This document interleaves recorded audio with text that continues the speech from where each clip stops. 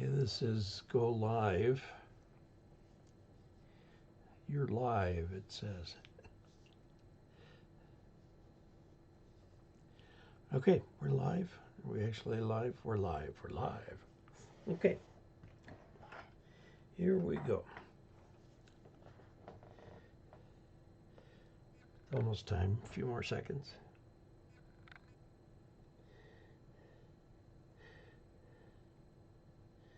All right.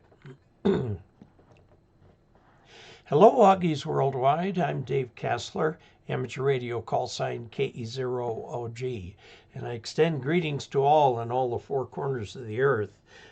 We have several people checked in, including Terrence from London, and quite a few others also. Maryland. I may have to put glasses on so I can read this. My surgery for the eyeglasses, or for the eyes, and I have fake lenses in both, and they seem to work really well because now with both eyes are about equal. My left eye is my dominant eye, which was interesting during all the time that we were waiting to do that one. This one was just getting worse and worse. So they're all in good shape now.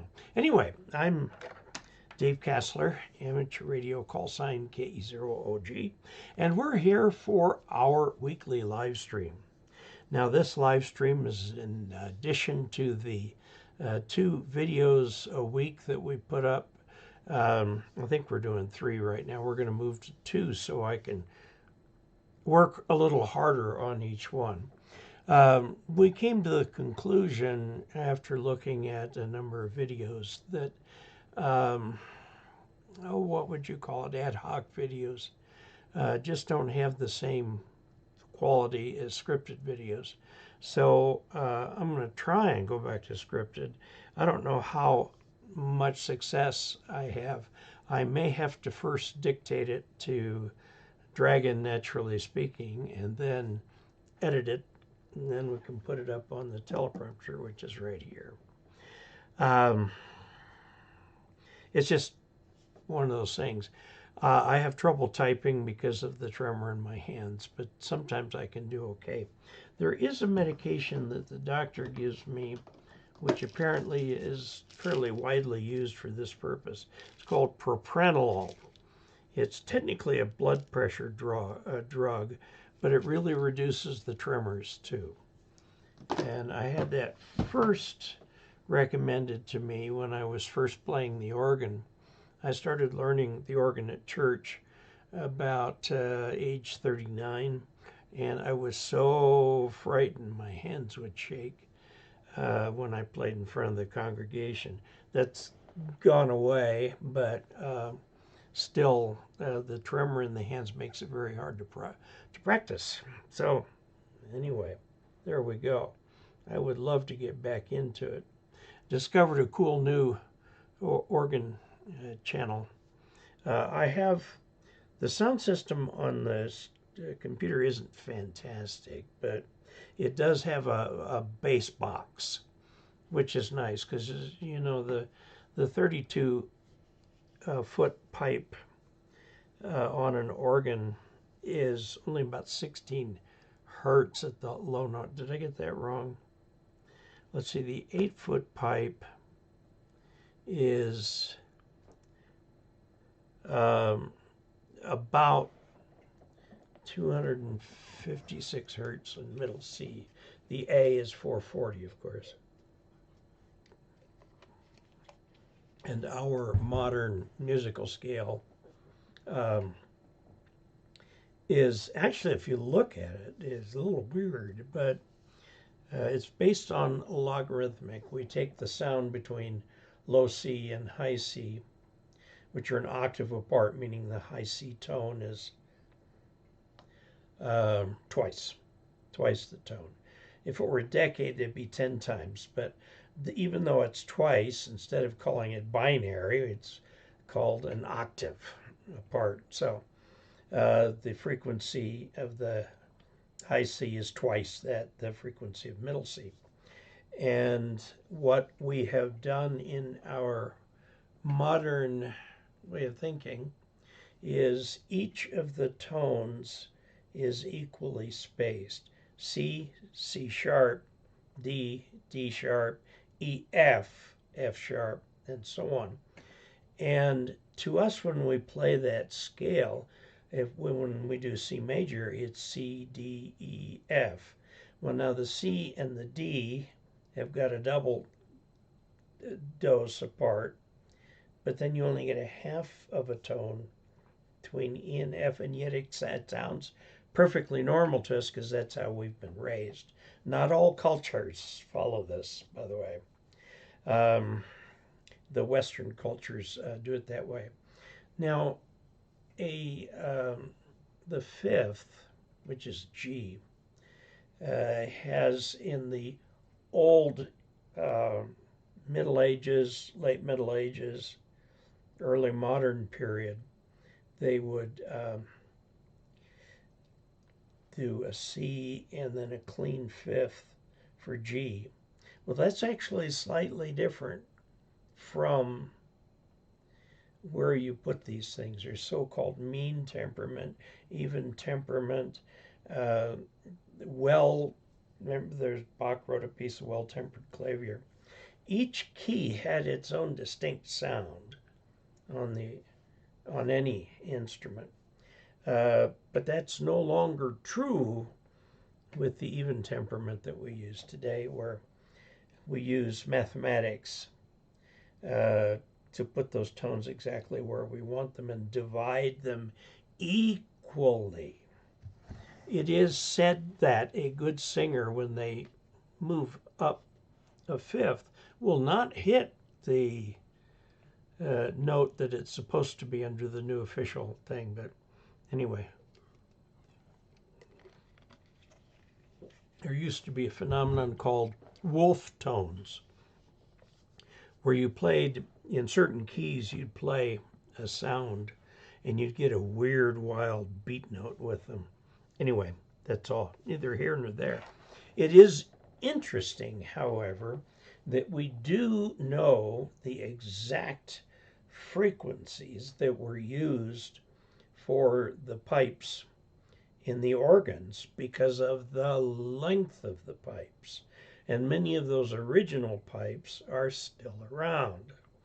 And so they can measure the sound on it. It's like a pipe vibrates at a certain frequency. Now, you've got to get a flute or something like that to get close to a sine wave. The principal course on the organ, the main pipes that make an organ sound like an organ, will give you the fundamental plus overtones. So you'll get something like 1.5 times that frequency, as well as 2, 2.5, 3. And then when you get up higher than that, it really starts to break up into a whole bunch of things. And, it's this basic idea of octaves, oscillation, and so on that led to radio as we know it, because we're using oscillators. The pipes in a pipe organ are oscillators. The problem with pipe organs, the bigger the organ, the harder it is to tune. I guess that's true of radios too. There is an email that I got from Harry Rundle, and I want to just go through this on this because I think this is quite important. I'm going to put this on the screen here. Okay, the new radio coming out from Icom, you'll recall if you were at Dayton, there was a mystery display of some cards. It's their new, pretty high-end radio. I imagine it'll replace the 7610. Now, contesting radios and DX radios a little different, but one radio, of course, your 7300 can do both. Okay, here's what Harry has to say. It says he's having a warm day there. Now, just a few comments regarding the latest flagship radio, the IC70 KE0OG, released last week at the Japanese ham fair. Radio presents a leap forward in ham radio design with the control deck and a separate RF power deck.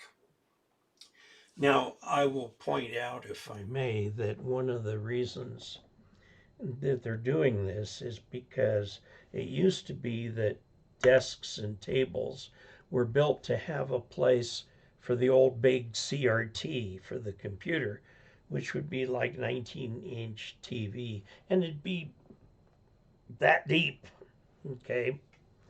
And so now that those computer displays have gone away, the table like I have right here is more normal, and I'll just point at it here. I've got my 7300 here, and then it goes, the end of the table is right behind it. I've got a space in there where I can get to cables and so on, and then I've got enough desk space here in front. Now, some of these bigger radios are literally huge. And even my 33 FTDX 3000 is a big, it's a wide, deep radio. Well, these desks are changing, and people don't have the space for those deep radios. So they're taking the deep part and allowing you to tuck it away somewhere else where it can get a fair amount of ventilation and stuff. And they bring the headboard to it. You can plug in your key. The main unit has speakers. If you're doing 2 bands, it's got 2 independent receivers. You can have one on one speaker, the other on the other speaker, mixed, or however you want to do them. They also, for the secondary speaker, there's a little primary secondary toggle that you can just go between as to what the knob does. But if you really want another knob for the secondary receiver slash transmitter, you can put it out there. You get a little outboard knob. The radio has 4, count them, 4 antenna inputs, as well as some additional receive-only antenna inputs. So it's really designed to go flying through the bands. Let's see. In a way to mitigate your RF and the shack problems while reducing the footprint, at least in depth, on the ham radio desk of the control deck. Yeah, the thing's still, as wide as it would be. And it's designed for those people who have small desks, stuff like that. And one thing you have to be careful of the main unit is that it can put out up to 200 watts. Now, it plugs into the wall with a computer type cord, which are readily available everywhere. Of course, all the radios we're used to dealing with is 12 volt. And my little power supply here will put out up to 30 amps. But a 200 watt radio will take 40 amps. So you're going to have extremely heavy cord or something like that. Now, my amplifier takes 75 watts at 12 volts, and it's got huge cables. You could also connect it directly to a battery, but this is not designed for portable work. Now, you can turn the power on it down. Now, from 100 to 200 watts will give you half an S unit. 100 to 200 is doubling, that's 3 dB. So you'd have to double it again to get up to 6 dB or 400 watts, which would be a full S unit. See what else we can learn here. The stated spec of 200 watts at 100% duty cycle for at least an hour. So that would mean RIDI, digital modes, and so on. The 4 fans with airflow front to back helps keep the unit cool. There's 4 fans on the Remote unit, okay. On the control deck, the third display provides, there's the major display on it. Then there's a smaller display up on top of the tuning knob that shows the filter bandwidths and so on. Okay, it's very pricey. Here he says that he's still keeping his 7300. Let's go back to the screen. Okay, Ron Novak, U.S. sales manager. I've talked with him many times for Icom. Learned it is in production with a November 2024 as a release date.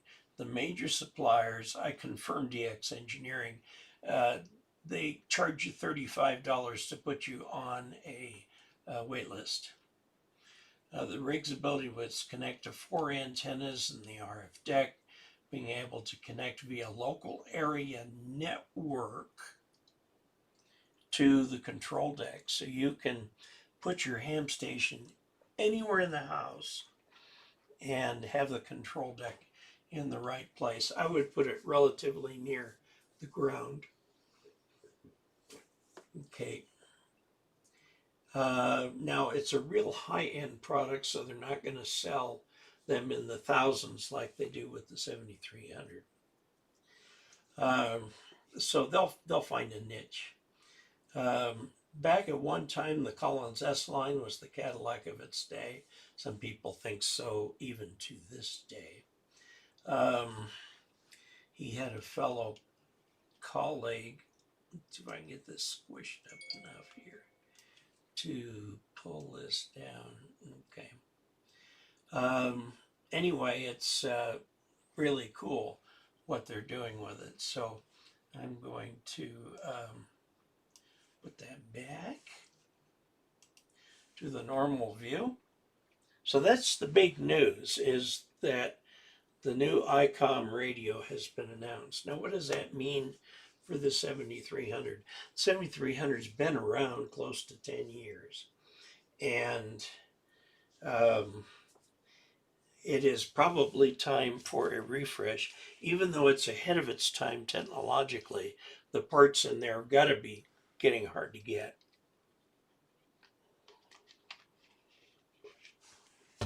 Okay, let's see. Bill Myers. Now, for those of you who are new to the live stream, we go through the comments. If somebody has a question, I'll try to answer it. And so we'll see what happened. Good evening, Dave and all loggies, from Bill Myers, KE0OG. Leo Gustafson, KK7CLY, checking in from Albany, Oregon. Finally got the spreaders back. He's had trouble with his, oh, shoot, the name just escaped me. It's company, Buddy Pole. He has a portable mag loop, and a couple of the spreaders broke on him. This is the first time they've tried anything that big. It takes a while to assemble, and then you've got to get it up, and you've got rotation issues and so on. So anyway, he got the spreaders back, but he's got some other things going on. Leo says, quite a relief that Chris ultimately came through. That would be Chris from Buddy Pole. Terrence from London. 2 Echo 0 India Papa Kilo. Hi from London, Dave. 13 centigrade here. David Brennan, I would like to build an end fed halfway for 40 meters with a 49-to-1 ballon. You certainly can do that. By the way, there is a kit available for that. There's a kit available from ARRL from the store that'll give you the 49-to-1 ballon. You gotta wind it yourself, you know, and then it will give you, it's actually, I think, 2 windings to 14, which is a 7-to-1 ratio, and when you square that, that's 49-to-1. and you can put the end fit in there. Now note that that same balun, if the wire is extended for 80 meters, it'll cover 80 meters also.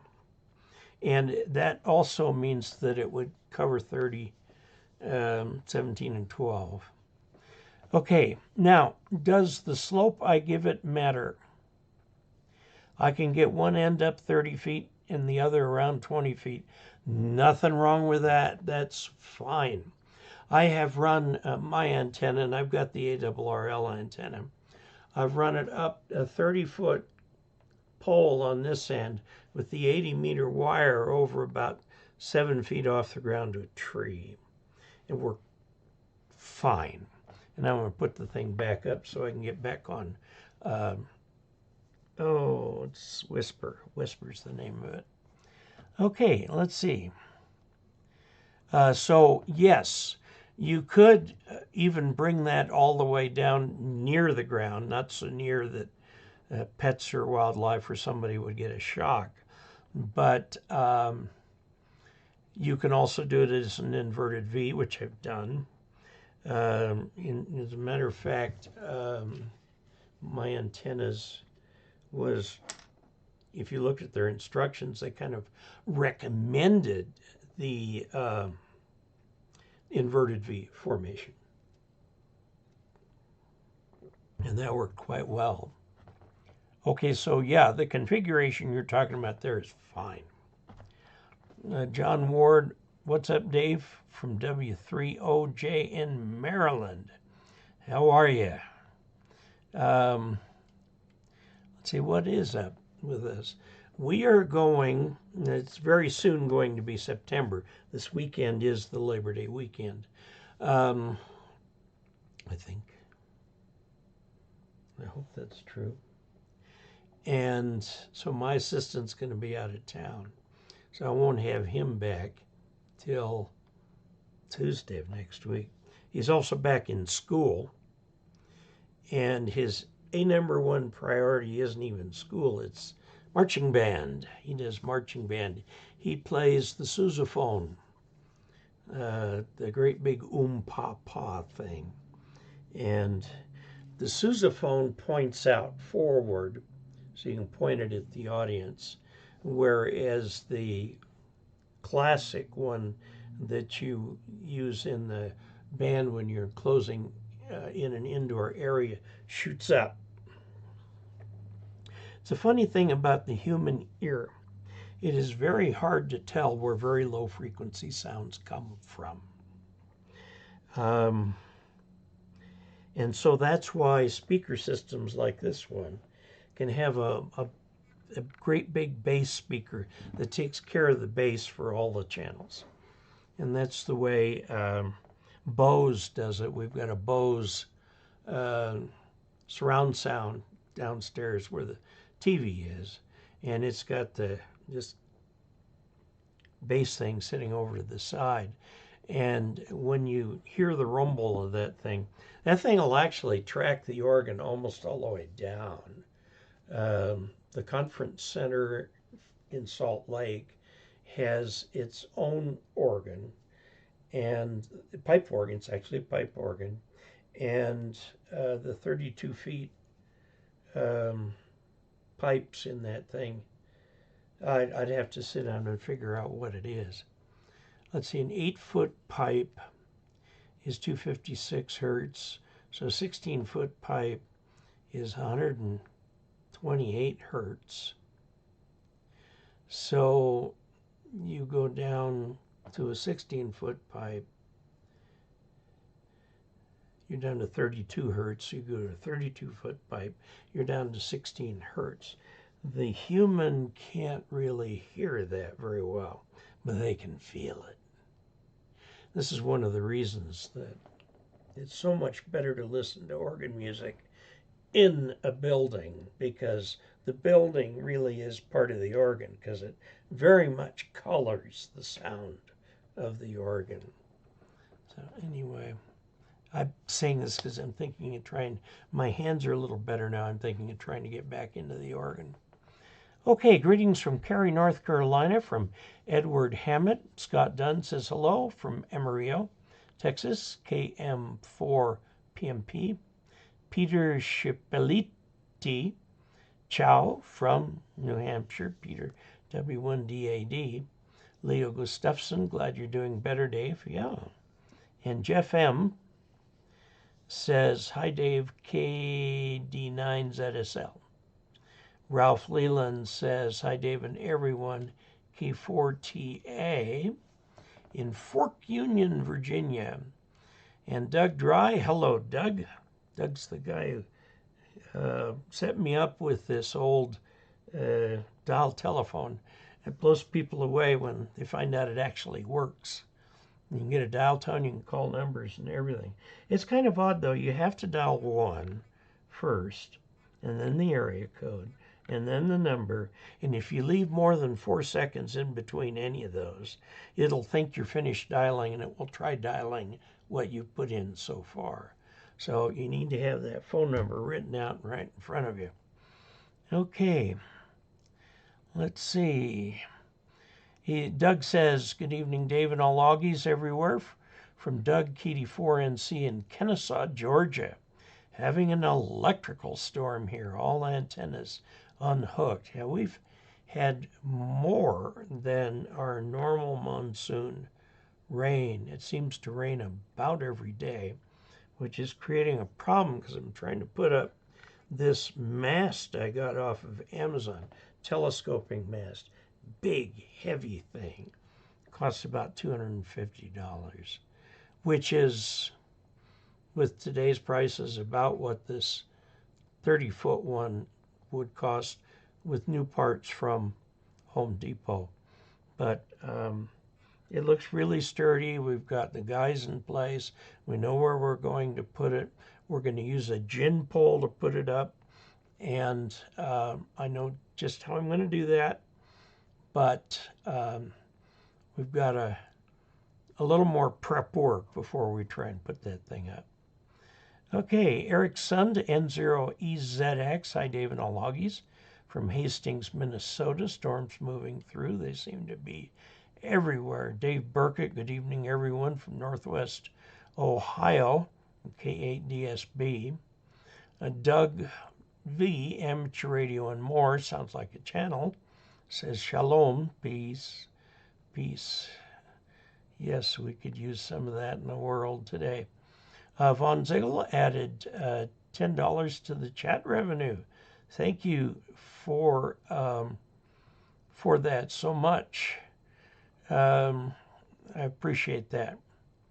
Erickson says, I take propranolol for migraine mitigation. Von Ziegel says, from Dawn, N6CD. Life and Death, 440 equals American, 444 is European. I had not heard that, but wouldn't be surprised.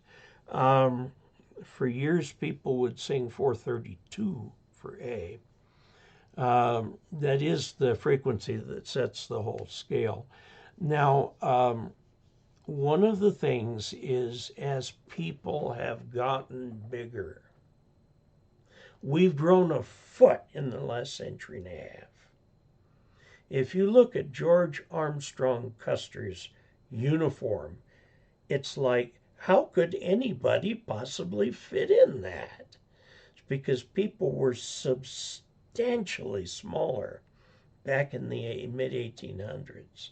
Okay, everybody talks about our horrible diet, how we eat processed foods, and yet we live twice as long.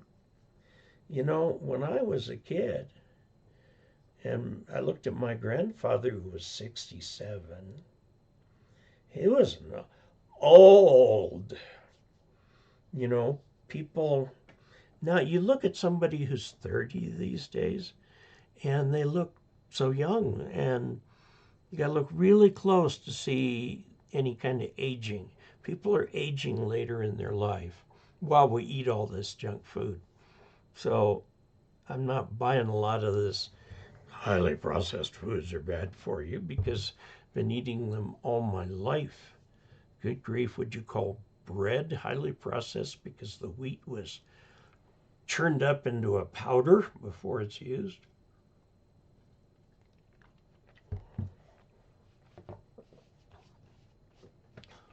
How about beef? Does cooking it count as processing? I don't know. It's kind of weird. Okay. Anyway, we went ahead a little bit there. So life and death, I'll have to take a look at that. You can set that anywhere. As people get bigger, their voices drop lower. Listen to, who's that? Melanie Griner, who's that women's basketball phenom, way top up there. Her voice is husky and low. She's just tall. And as we get taller, we get bigger, we can't sing the high notes as well because the equipment that makes those notes is dimensioned differently.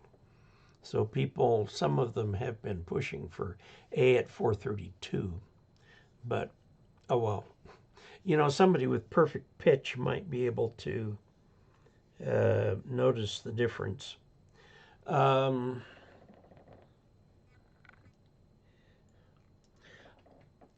When I play the hymns, the church came out with a hymn book in 1985 that replaced the 1948 version. Well, I had learned a lot of hymns out of the old version. And in the 1985 book, they moved the key of a lot of the hymns down by a half or a full step, which confuses the living daylights out of me when I try to play them. So what I will do on the organ, you can actually turn the whole organ down by half note, full note. You can go up to like 7 down, 7 up. And so what I will do is I'm going to play it in the edition I know, but I'm turning the organ down so that it's in the key that's in the hymn book everybody's using. Kind of a odd thing to do, but I figure, you know, why should I relearn hymns when I already know the hymn and all I have to do is punch the button to go down a couple steps. So they've also simplified some of the hymns. I still play it the old way. I'm sorry. Okay. Chuck Schreiber. Good evening, Dave and all Augies. I'm sorry, it looks like the thing isn't working right here. N5 KVO from the hill country of South Texas, 87 degrees. John Ward says, my favorite key is the Morse code key. I got to show you this. I had somebody write and ask, how do I practice using a paddle? And the answer is usually you can go to your radio, connect it up, and then just tell the radio not to transmit. But I found this online. This is called an open CW keyer, which means anybody can make it. And this one came from China and took forever to get here, like 3.5 weeks. And I'm Prime, and they said, oh, in the next few days. Yeah, baloney. I got here a couple days ago. So now, a lot of things on ham radio are 5 volt these days. And we're going to end up having to provide 5 volts. But this right here, it's got a little menu on it. The knob changes speed. You've got 2 memories. I mean, this is actually a keyer. You can key a transmitter with it.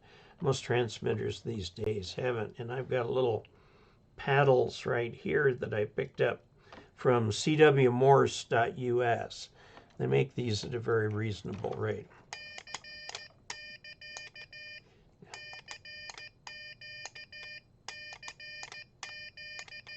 So you can practice with the paddles with this tiny, I mean, they're the same size. Look at this thing against my palm. It's tiny, absolutely tiny. But this is a keyer. So, you know, the old code practice oscillators, that we've all seen and made and used are push it down, it's on, take it up, it's off. But if you want to practice a paddle like this, you need a keyer. And that means it will interpret this and this properly. And I had to set the thing to iambic B so I could actually key it. There's iambic A, iambic B, and ultimatic. And most people use iambic B. By most, I mean 99% use iambic B. Now, there is a keyer in the radio, which you can use for practice by turning the power down or otherwise inhibiting the transmit. Don't just transmit into a dummy load, because that actually does put a signal on the air. It's QRP, but it does. But you can turn the power all the way down and then use a dummy load for sure, so that you can practice. Because it takes a little bit of work to get the handle of these. So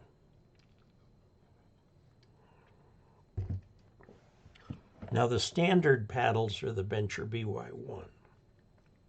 I say standard, that is kind of the standard. Now you can get much more expensive. This is much less pricey than a BY1. Okay, let's see. Neil Morse says, greetings, Dave, and all from W7NRM in Mount St. Helens country. Lefty says, hello, Dave and Augie's Worldwide. It's raining here in Davenport. John Ward says, Douglas, shalom, shalom. A G-Play says, hello.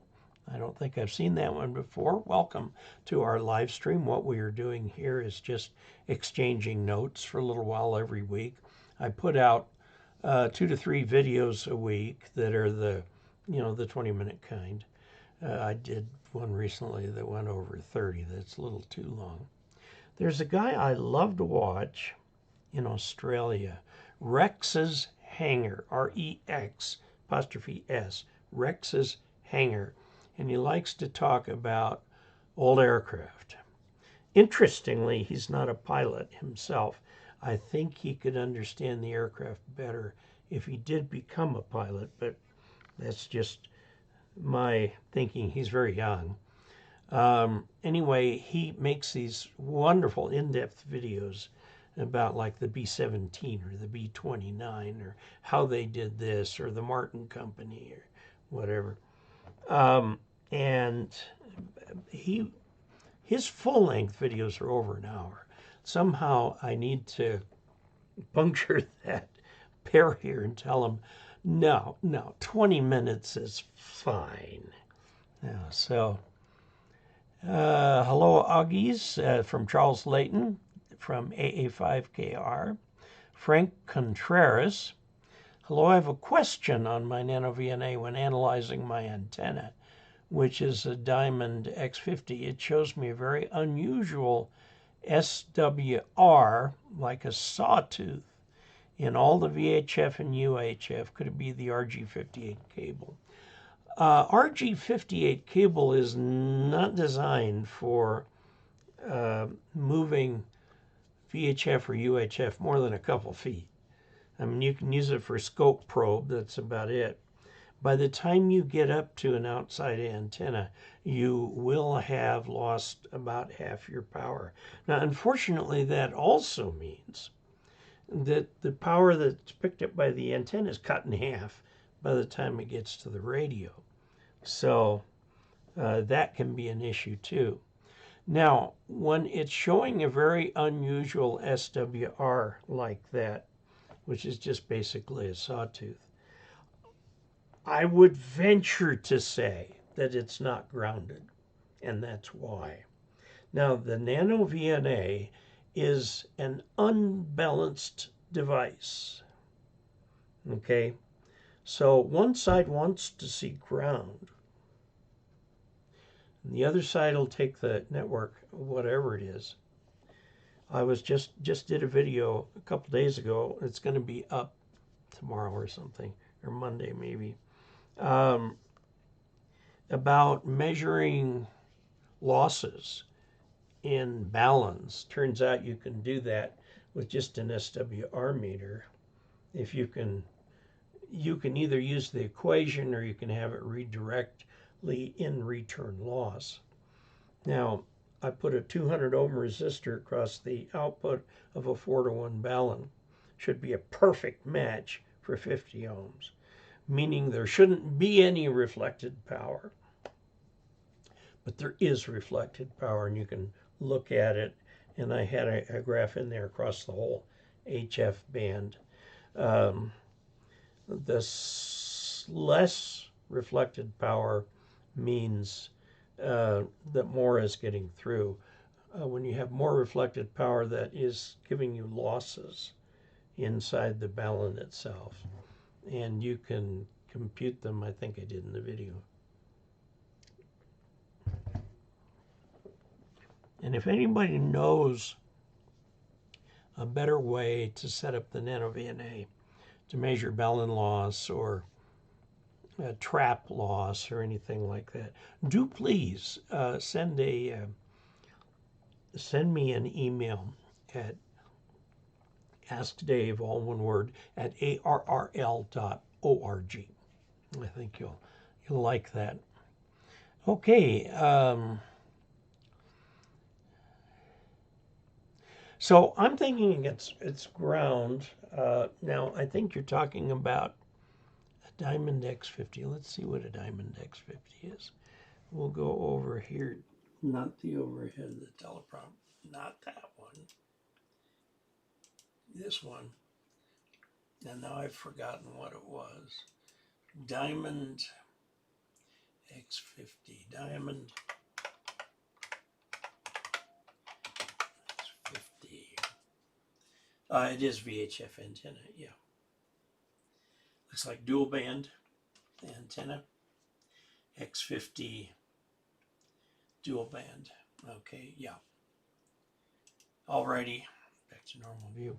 Yes, it's a vertical VHF antenna. Grounded, attach your VNA. You've got coax going up to it, presumably through a lightning arrestor down on the ground. And ground it to your station ground in here. If you leave the thing floating like that, you're trying to, and the antenna is inherently unbalanced also. And it will sit on a pipe, and you should run a wire from the bottom of that pipe to your ground rod too. Okay. And then I think you will find that you won't get the really screwy readings. Now you've got to remember to calibrate your VNA.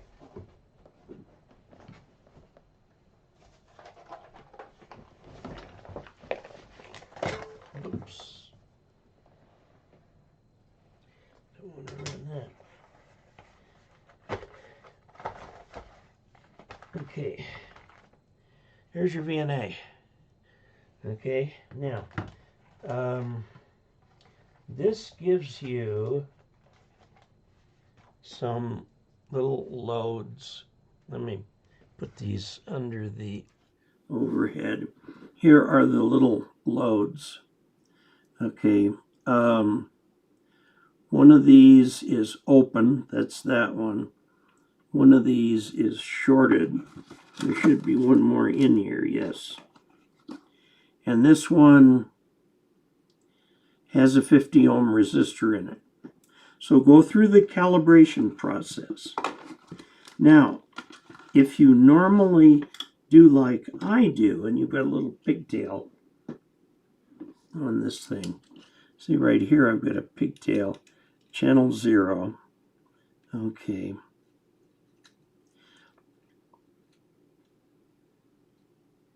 Make yourself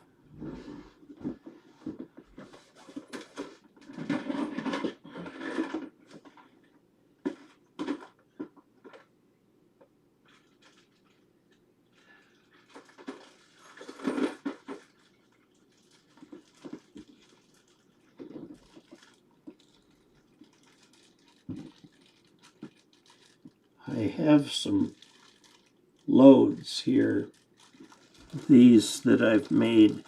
There's 50 ohms is 25s in series or something like that.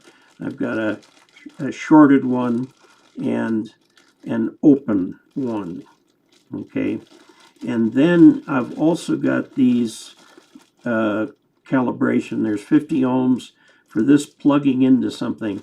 Now, when you calibrate it, where is it calibrated to? It's calibrated to where those are. So if you want to put this on a coax up there, first calibrate it with your loads here before you put it on that, and then you'll get something that's more along the right length for doing the diamond. You should find that the diamond, now the diamonds, the antenna itself, in my opinion, is a little bit wonky. So what they have inside there is a long piece of wire with some insulation around it. If yours is plastic, some of them are metallic and work a little differently, but when you start dealing with VHF, you start getting weird problems with feed lines that are multiple wavelengths long. And that doesn't affect the SWR very much. It doesn't affect the magnitude of the return loss very much. Remember that the formula for SWR has the magnitude of the reflection coefficient as inputs to the equation that converts it to SWR.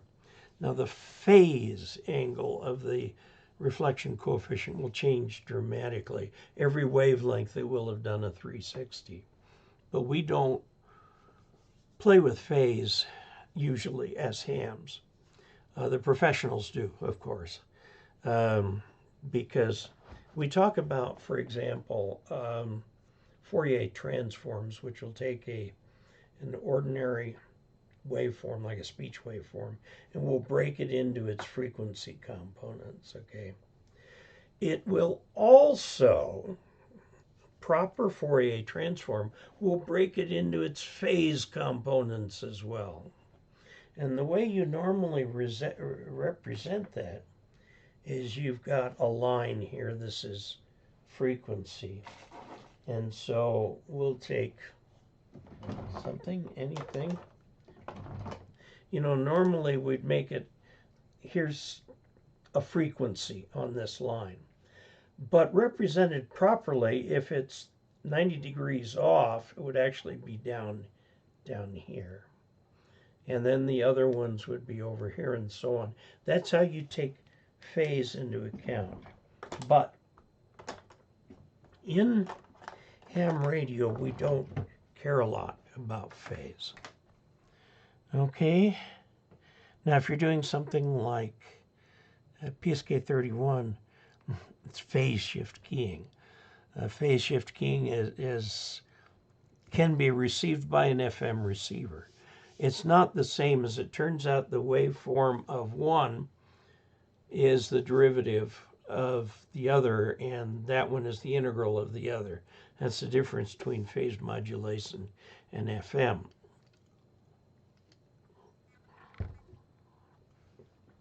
Okay. Now, Augie Special, trying to figure out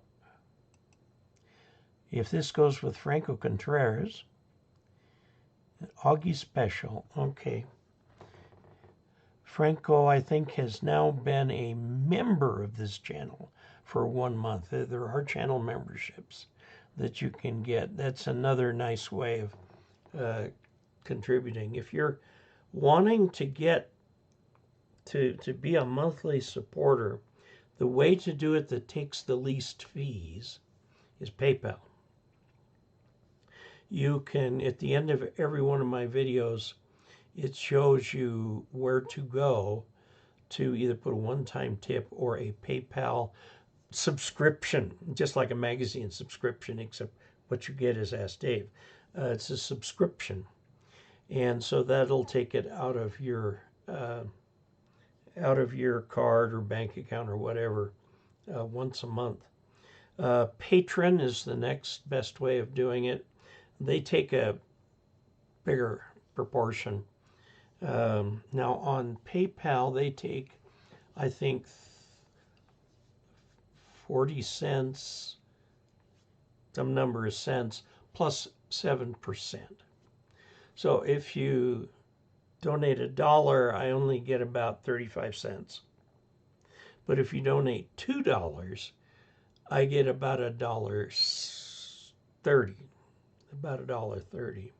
Okay, if you donate $5, it'll take like $1 off, something like that, which isn't too bad. PayPal is, I don't have the wherewithal or the knowledge to set up a payment system on my website. And PayPal is designed for people in my situation with a payment system right there that you can use. Now, another thing I have that I've had 2 orders for recently. I have a little thing where you can take a little memory stick like this, and I've selected out of all my videos the 10 videos with the most views. So I figure those are my 10 most popular videos, and put them on that stick, and then you can use that stick either for viewing them yourself. Of course, you could always just view them on YouTube. But like at club meetings or something, if you need a program, you can use one of those for that. A couple of those videos I think have over 700,000 views. Most of my videos get about anywhere from 1,000 to 3,000 views. So anyway, that is available, $29.95 postpaid anywhere in the United States. And you can go online on that support page and find the link for that. Like I said, I had 2. I haven't pushed it in months, and I had 2 out of the blue. So there we are. Okay, but thank you for being a member of the channel. Don said, oh, that's Augie special. Member for 1 month, and it says message retracted. I hope you put it back in down here. Don Zed, evening Dave and all Augies from Minnesota. Great to work you and Lou on your POTA activation. Yes. Lou is a patron who was vacationing in the area, modified his vacation a little bit to be just over the hill at Ridgeway State Park, about 2 miles from here. And he had everything set up, including a 7300, the battery. He had some huge antenna attached to his truck. And we started out by trying to find other POTA stations that had been spotted. And then we went to picking a frequency, and it was a pileup from there on. And so I'd do one. I says, I got a second operator here, hang on. He'd do one. We went back and forth like that. And I think we got 14 or 15 contacts, enough to actually make that activation for real. So, and I've got to put them up on my main logging program so I can get them up on Logbook of the World too. Okay, yeah, so I did that. That was fun. I'm going to do more of that.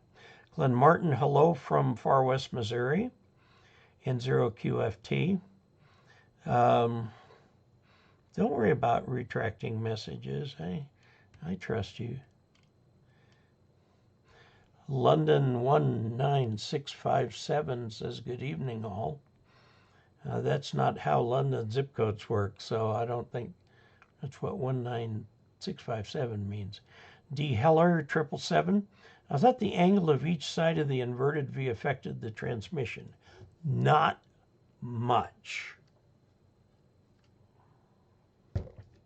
An inverted V will make the transmission a little bit more circular. Now, a real dipole, a real one, as in made of wire and coax and everything, you know, they always tell you they got nulls off the end. No, it's a little less gain off the ends, but it's not bad. Now, if you pull it down to inverted V, it's almost a circular antenna, still horizontal polarization. And I did some not only stuff with the simulation program. I use Easy NEC 6 Plus. He's made it free now, but I haven't upgraded to the full version. And I've done really weird contortions on antennas. I did one in a recent Ask Dave column in May. Here's the picture right there, and you can see that that guy has an antenna that actually zigzags to get it into the space. So what I did was I went out with this mast here, put up a 40-meter inverted V, measured the performance, and then went halfway up each and dropped the end straight down as though I didn't have room for a full inverted V. Went in, the antenna had essentially the same performance. Okay, you can put those, you know, get them up high, get them spread apart as much as you can. But if you only have a 50-foot wide yard, you don't have room for a 66-foot 40-meter antenna. Fine, come back in and then drop. You can do that. That's fine. And it will have very little difference on how the antenna performs. Now, will it affect it? Yes. Will it affect it worth bothering? No. So technically, yes, it's affected, but because everything affects everything, right? But it's still doing really good. Okay, KE0OG says, good evening, sir. Getting back into CW. I wonder if you know of any devices that can send by typing on a keyboard and having a display to read it. I know MFJ had one. Their reader was not so good. I reviewed a CW device. Oh, I'd have to go back and look for it. It was the best CW reader I had ever seen. And it could read even my CW. And my hand-sent CW with a straight key, the dits are about 1/6 the length of a DA instead of 1/3.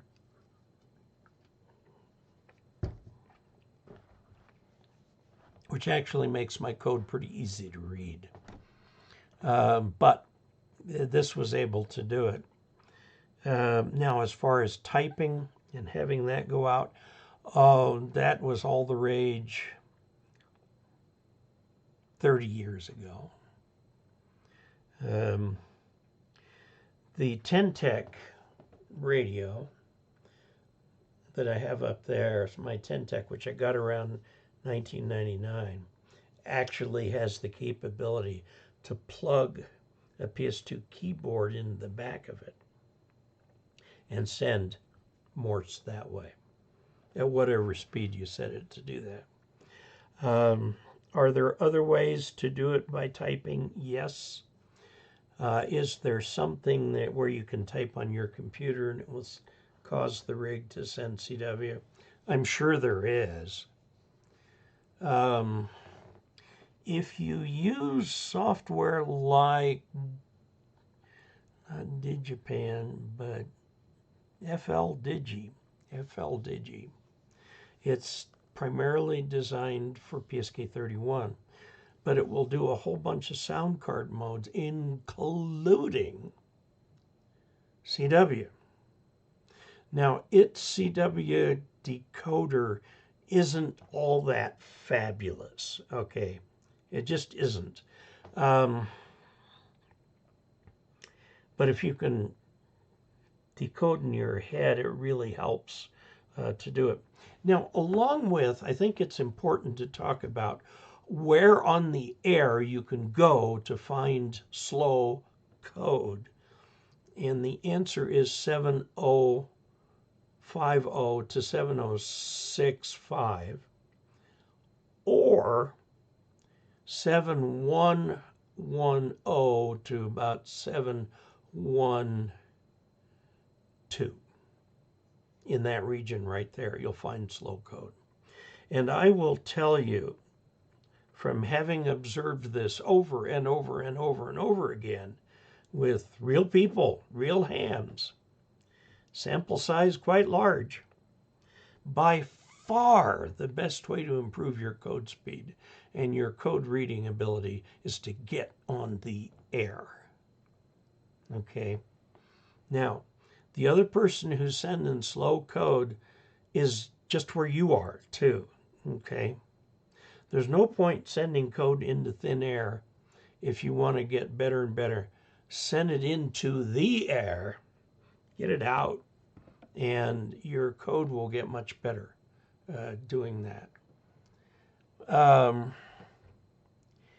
Now there's another, I wish I had that device at my fingertips. It was a code trainer. It was designed to train you in both sending and receiving code. Now, if you really want to learn code and you're not ready to get on the air yet, there's something called the KE0OG method.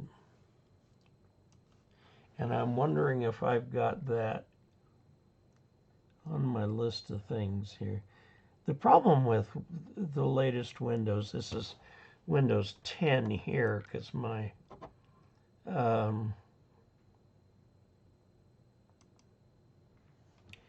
KOCH, Koch Dat, Koch Brothers, Kochia Weed, Kochi Japan, Koch Trainer,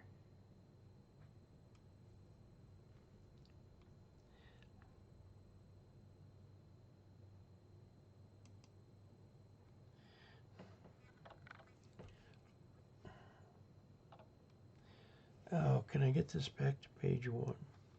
I want to find the name of the software.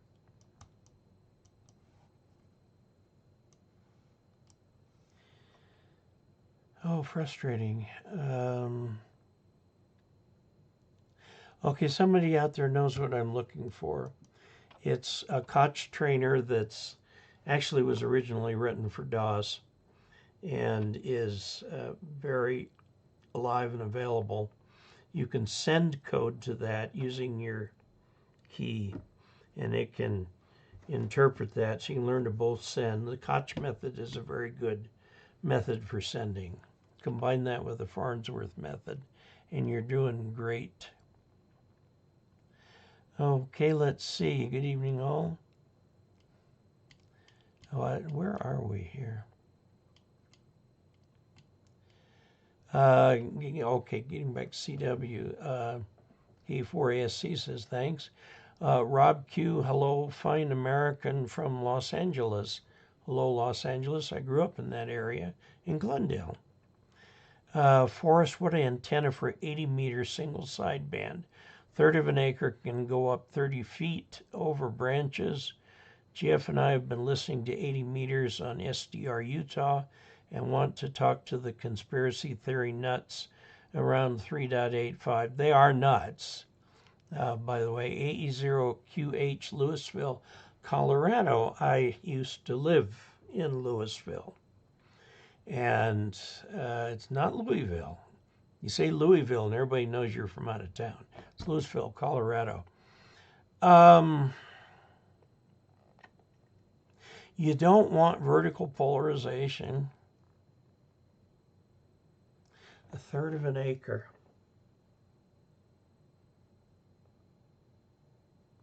You could put up a loop just basically all the way around your yard up, feed it with a balun, 4-to-1, 9-to-1, something, and you'll have to tune the living daylights out of that thing to get out. But that will give you a nice horizontal signal, and it's low enough that it will give you NVIS, which will get you from Louisville over into, I think the really conspiracy nuts are in Idaho. But they're all around. They're everywhere. They're everywhere. And it's a shame because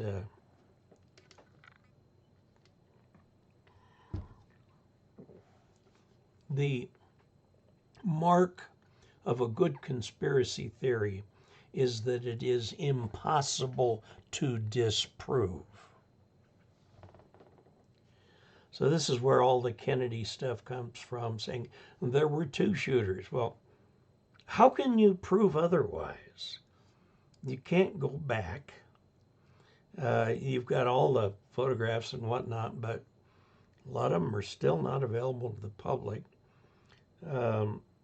for the reason that they're gory. They really don't want to release those in honor of President Kennedy's memory. I remember exactly where I was and what I was doing when I heard about his assassination. Anyway, there are lots of conspiracy theories on that. There are lots of conspiracy theories about the moon launch. At the very beginning of President Obama's presidency, I was starting to write a companion to the book I've got up on Amazon called The Unexpected Traveler. And I needed to know a little bit about gun culture. I don't have a gun. I'm bipolar. Bipolar people should not have any weapons. Makes it too easy to do away with oneself. If it's really hard to get a hold of a method to do it, by then you've thought better of it, you know. So anyway, I went to the gun show in Montrose, down at the county fairgrounds. They had the big indoor exhibit building. And there was every kind of gun there that you could imagine. And I wasn't so much interested in the guns as I was in listening to the people. Now, go back, beginning of the Obama administration. What these people were saying is, the government's going to take away your guns, you just watch. Well, nothing has happened in that regard. All the things they talked about doing, never came to pass. And that's the problem with these conspiracy theories. They can be fun, but also they can be deadly. So be careful with them. Recognize that it is actually a conspiracy theory, and the mark of a good conspiracy theory is that it cannot be disproven to a person who's trying to say, oh, I don't believe that, oh, I don't believe that, oh, I don't believe that. You know, and there's enough conspiracy theories in politics. Okay, let's see. But that's how you could do it. I think with 1/3 of an acre, if you just put up 20-foot poles in the corners of your property, ran a loop around the top of it, insulated, of course, feed it at a corner. You'd have to feed it with probably a balun or with ladder line.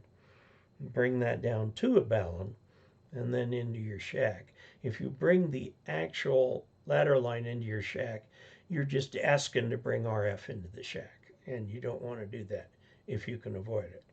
So now I used to have one of these antennas for 80 meters, and it certainly did not take my whole acre. So you may very well be able to do it. And if you have to zigzag a little bit, do that. But again, the idea is a full wavelength loop. So that means a piece of wire 80 meters or 200 let's see, it's 34, 66, 132 feet long. And then feed it at the corner. It will work on all frequencies on up from there, but the radiation patterns are really weird. I mean, at 80 meters and 40 meters, it's a cloud burner because the radiation goes straight up. But that's what you want for NVIS. So you can talk to people in Utah and so on. They'll probably have very similar antennas.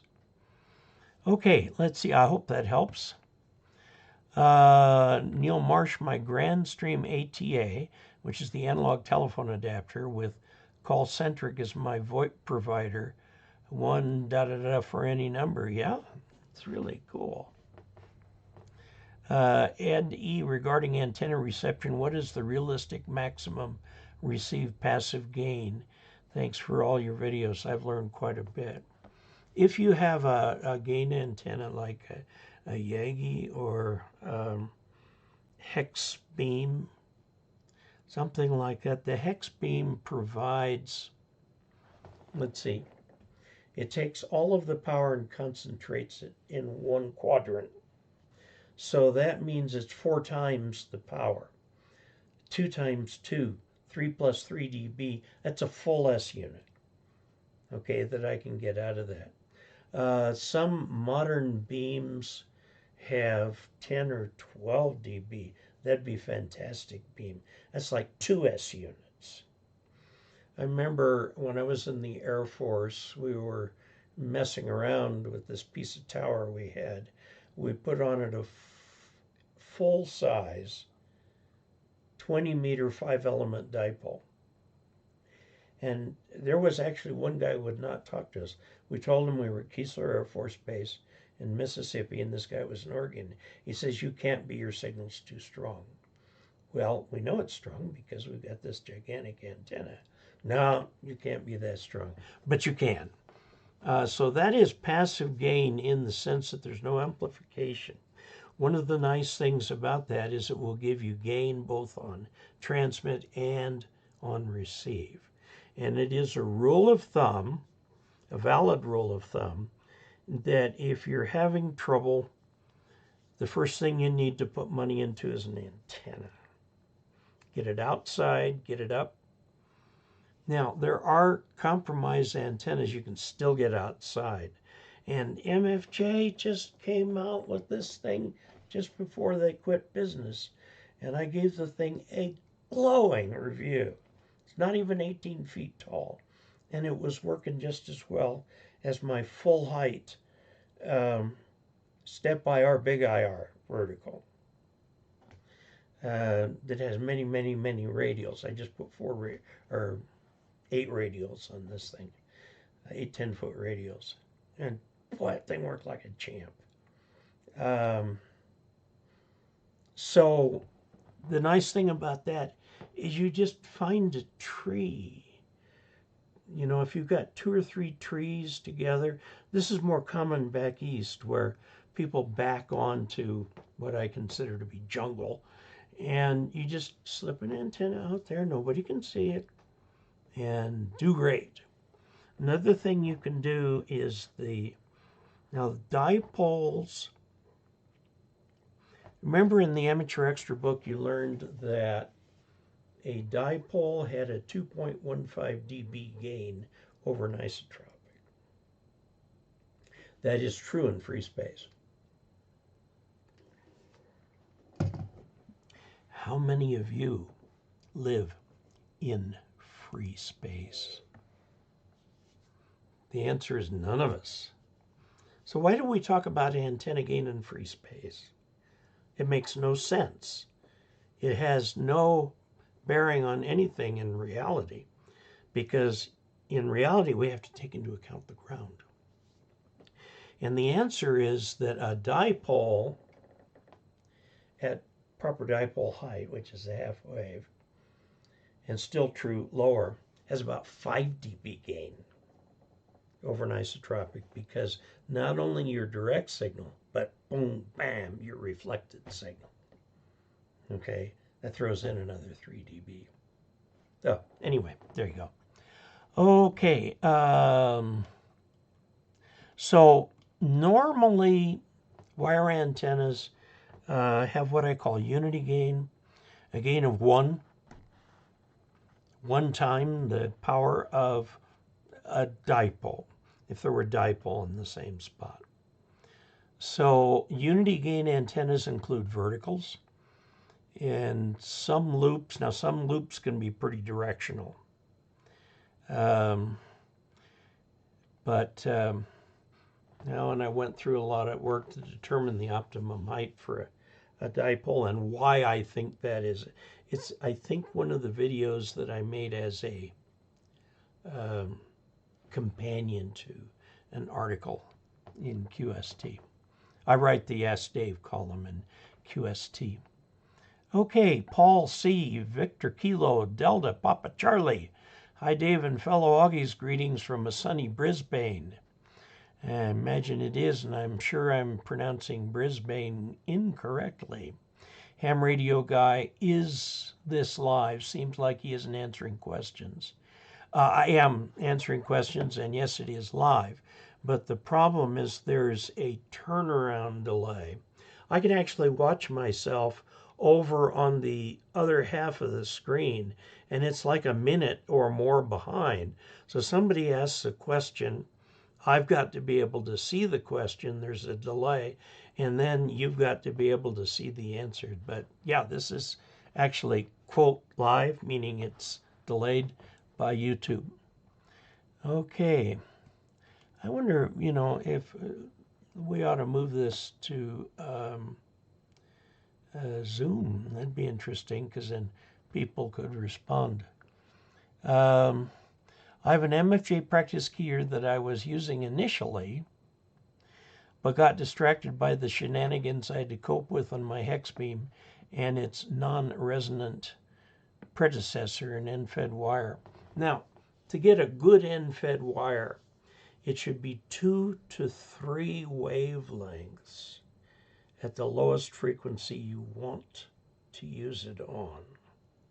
Now, the Japanese radios, in spite of how much they love Americans, there are actually more hams in Japan than there are in America. Most are only limited to 20 watts, hence the Icom 905. Okay? And that's true in a lot of places around the world. But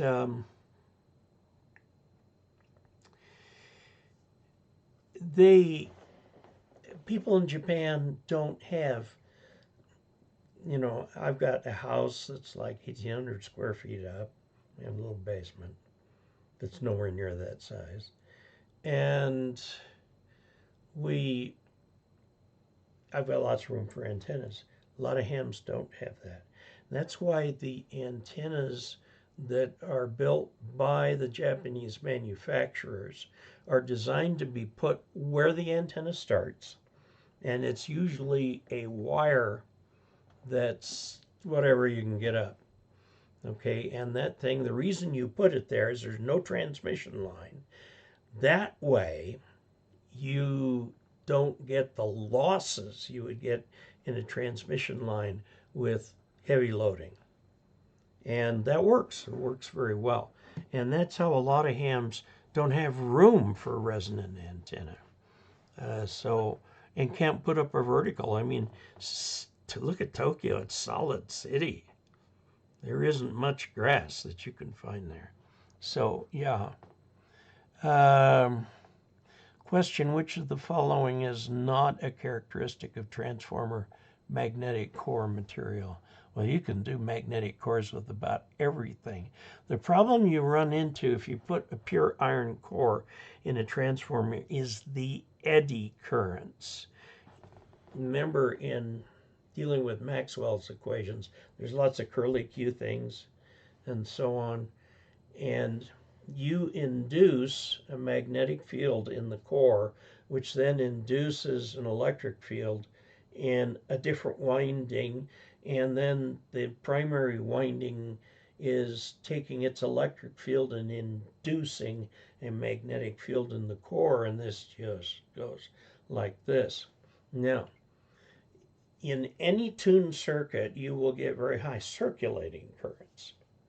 And the circulating currents kind of want to go sideways. And if you have a solid metal core, you're going to heat that thing up to the point you'll melt it.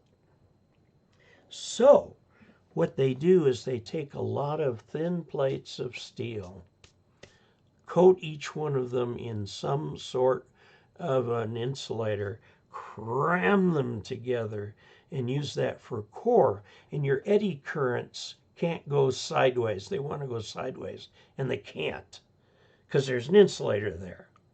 And so that's how they keep the losses down. Now, your classic transformer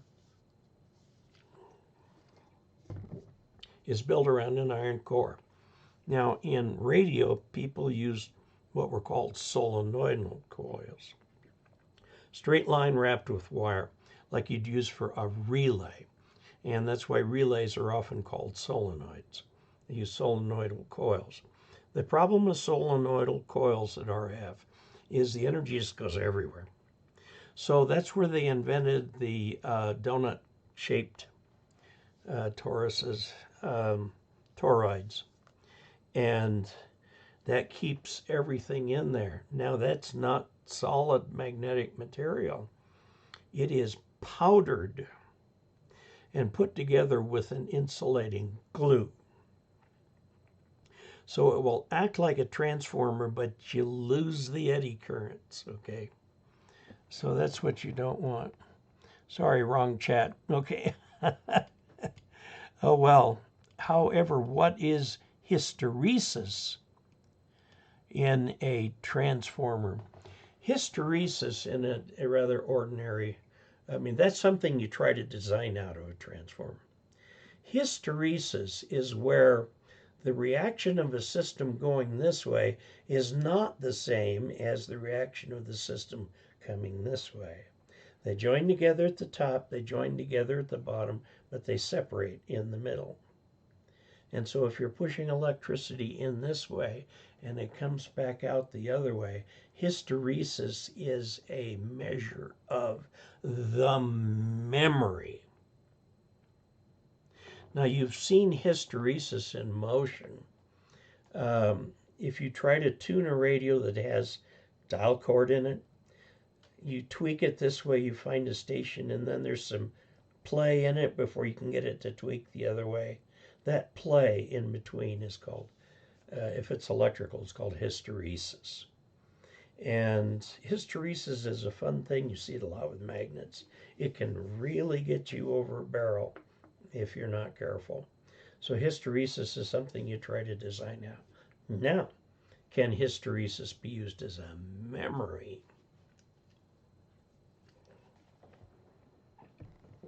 Yes. You run old core memory. Remember core memory from long before you were born? Okay. Core memory was a little tiny toroid. And if you put electricity through it this way, you move that hysteresis curve.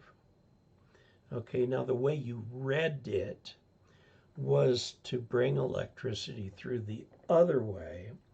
And then you see the hysteresis, and what you were reading is the opposite of what was there. Then you have to turn around and rewrite that memory. Terribly inefficient, but that's how we got to the moon and back, was with core memory. And it's in museums and stuff, and you can just see how hard it is to put together, but that's what worked. Now, there were other memories that didn't have anything, but that was magnetic hysteresis that made that memory work. Okay, let's see. Does electrical ground also function as RF ground, at least partially? If you're talking about the grounding wire, the green wire ground that's in all your outlets, no, that's not a good ground. Now, your power supply will connect to that, but that's just for safety. Now, you should have one place in your shack that everything is grounded to, and then one ground wire running from there to the ground rod. Okay. And that's called single point grounding. And that keeps everything in your station at the same potential. In case there is a nearby lightning strike, it'll cause the potential across all your equipment to rise and then drop together. And the point is, you don't want a difference in voltage between them, because it's the difference in voltage that makes things burn up. Now, your outside ground should be connected or bonded to the electrical utility ground, which is sometimes hard to find. Okay, and especially when you get into OOFR grounds and so on and so forth. If you have copper piping, which most houses still do, all the new houses are going to PEX, which is plastic. But the problem with using the copper water pipe as ground, which used to be what hams did many years ago, the idea was that the copper pipe ran in through the ground all the way to the street. Well, not anymore. That's the link from the street to inside your house is plastic. So attaching to that ground rod won't do any good. And certainly don't attach to a gas pipe. Don't go there. So if you have that all grounded, that's what you should be doing. Day and Night Sports, question, can I put a ground rod in the middle of a water stream creek for better grounding of my unfed half-wave antenna? Salt water is an excellent conductor of electricity. It's just fabulous. It's one of the best on earth, unless you want to cover everything in silver. Silver is the best conducting metal. Fresh water is an insulator. Fresh water is an insulator. So putting that ground rod in the middle of that's actually not going to really help anything. Now, fresh water, if it is not pure, will conduct some electricity. And I remember I was doing a review of a water filter that could be used for like POTA or something like that. Just put it in a local stream and then you get drinkable water. I went down to the Uncompahgre where I could get to the bank, and after only one fall, managed to get a gallon of the Uncompahgre River, which was green all the way through. It settled fairly quickly, but anyway, I fed it through the filter and it was just fine. That's still not conducting electricity very much.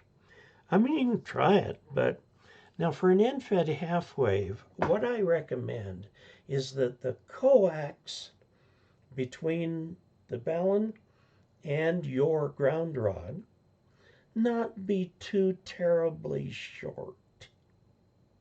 I feed my end-fed half wave with a 50-foot piece of coax. Why? Because that's my test coax. Wherever I put an antenna in the backyard, I drag that coax over to it, and we put that on so I can come in here and do switch back and forth and all that and see how that antenna is doing. So if you do that, you don't need a ground rod for the antenna. You can just, the coax shield will act as a counterpoise to the antenna. Counterpoises are slightly capacitive. Ground is ground. It's resistive. Okay, anyway, there it is. Okay, Harry. Hi, Harry. Dave and fellow Augies from Harry from rainy Middle River, Maryland. Temp 75 degrees and showers. That means warm and muggy. Paul, Victor Kilo 4 DPC, MFJ 464. I have one and you can connect to keyboard too. If you can find, you can probably find one on eBay.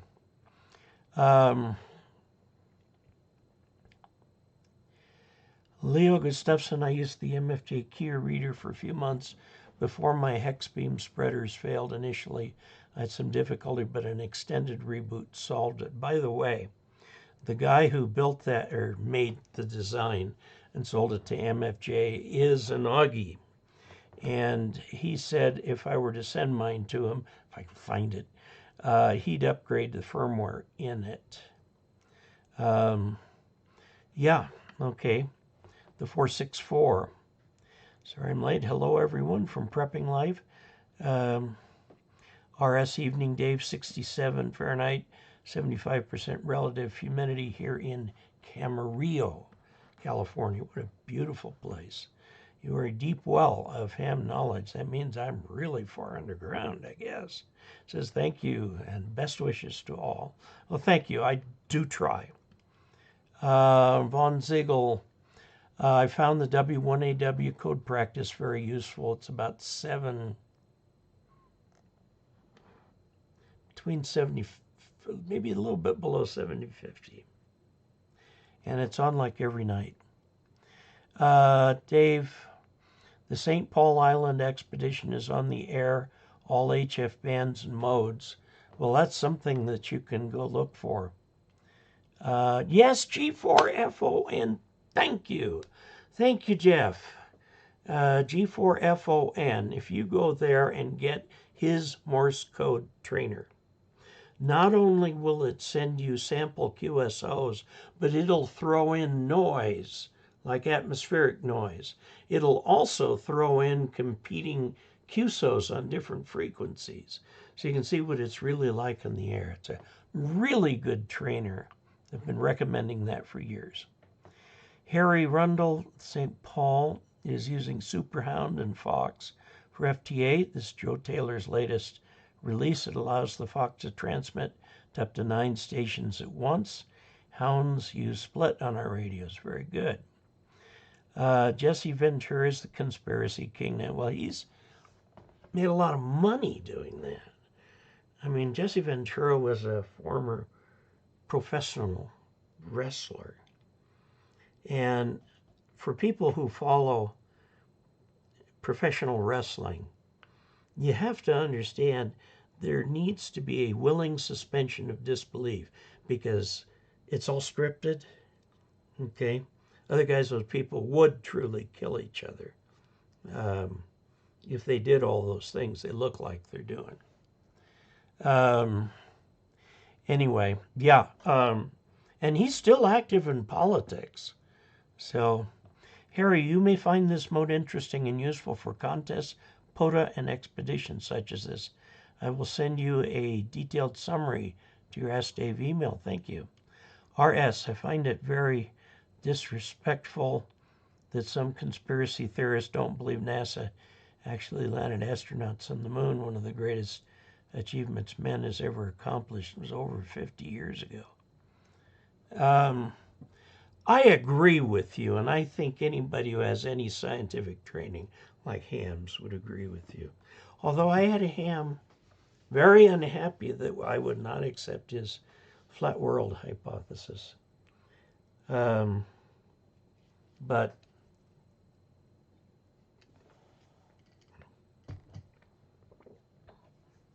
Mythbusters did an episode on the NASA moon landing. Now you got to understand that somebody who believes in a conspiracy theory thinks these other conspiracy theories are total bunk, and his conspiracy theory is the right one. So, like I said, the hallmark of a great long-lived conspiracy theory is that it can't be disproven. And the thing is that people use the photographs of the moon on the Mars surface. You know that flag they put up there, they had to have a rod out to the side to hold it up. They claim that when one of the astronauts walked by it waved a little bit, meaning there's air there. Well, actually, the astronaut hit it. So, you know,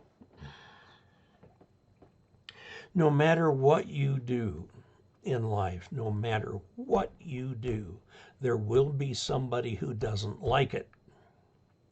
So we just have to accept that fact that there are going to be people who don't like what we do and ignore them and concentrate on the much, much, much bigger majority that does like what we do. Okay? Some people say a building's architecture is terrible, while other people think it's beautiful. You know, there's always a naysayer. Now, you could use that to get depressed, because no matter what you do, somebody's going to find fault with it. Or you can just accept that fact and recognize that the only people you need to listen to are the ones you respect. The ones you respect. Those are the ones to listen to. And, you know, find your favorite scientific advisor. There are lots of scientists on YouTube. Some of them a little wacko, and some of them not. So anyway, we are out of time. 2 years after I gave up in that non-resonant end-fed chameleon, they came clean that an antenna tuner is required for that antenna by them. About bloody time. Did you see the movie Fly Me to the Moon? I may have. I can tune a radio, but I can't tune a fish. That's true. Okay. Optical Man Jeff gave the, I think only, or was there another one? Yeah, there was one other by Von Ziegel. So we're up to only $25 for this one. And Optical Man Jeff says, thanks, Dave, for everything you do for ham radio and all of us viewers. Thanks very much, Jeff. I really appreciate it. You are a very strong supporter, and it really helps. So I'm going to say 73 and jump out of here because I'm sorry I kept you overtime. It's like what I was told. If you keep a Baptist past noon on Sunday, they're going to go nuts because they know that the Methodists who get out at the same time are going to take all the seats in the restaurant. So, crazy. Nobody listens when you're past time. 73 to everybody. Thank you so very much for your support, your kindness, and taking care of things. Okay, so until we next meet, 73.